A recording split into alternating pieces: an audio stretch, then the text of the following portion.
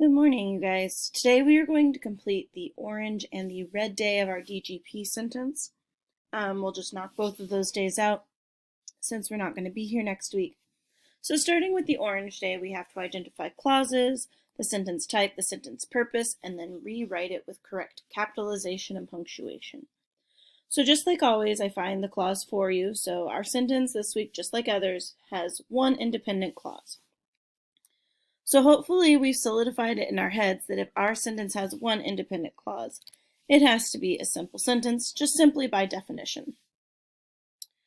The next thing we need to do is identify our sentence purpose, meaning is it declarative, imperative, interrogative, or exclamatory.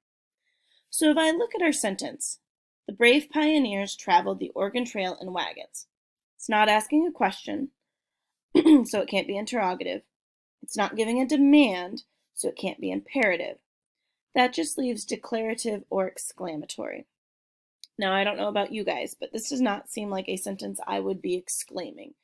It is just a sentence that I am just stating and will end in a period. So, by definition, this has to be a declarative sentence. The next thing we need to do is we need to rewrite our sentence using correct capitalization and punctuation. So if I look back at my green day, I can see if I have any proper nouns, which means I'm going to have to capitalize them. And I do have a proper noun. Oregon Trail is a proper noun, so I will have to capitalize both the O and the T. And as always, we start our sentence with a capital letter.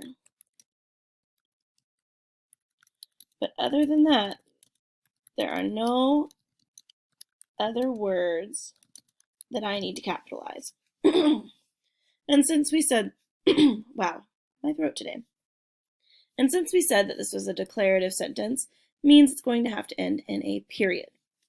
Okay, so that takes care of our orange day, so we'll move on to our red day. All right, we have an added thing here, which we will talk more about when we get back from like our week-long break next week.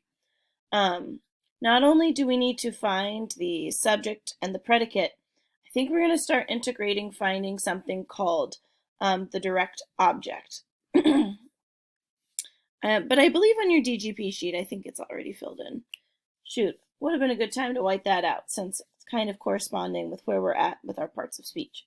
But anyways, you can listen to me talk about it anyways. So just like always, our plus sign here divides our subject on the left and our predicate on the right. So the subject of our sentence, if I go back to my, wow, what color day is that? Blue day. I can see that I have identified pioneers as my simple subject and traveled as my simple predicate. So pioneers, being my subject, will go on the left.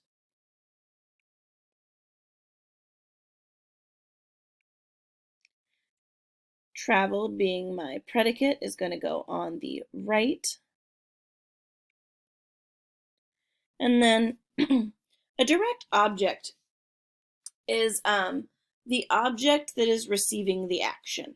So if I said Lucy kicked the ball, the action is kicked, while the direct object is what is being kicked. In that instance, the ball was being kicked. So in our sentence, the brave pioneers traveled the Oregon Trail in wagons. Our action is traveled, so our direct object is going to be what is traveled. Well, in this case, what is traveled is the Oregon Trail. That's basically what a direct object is, but we will talk more about that in the following weeks. All right, you guys have a great rest of your day. Bye.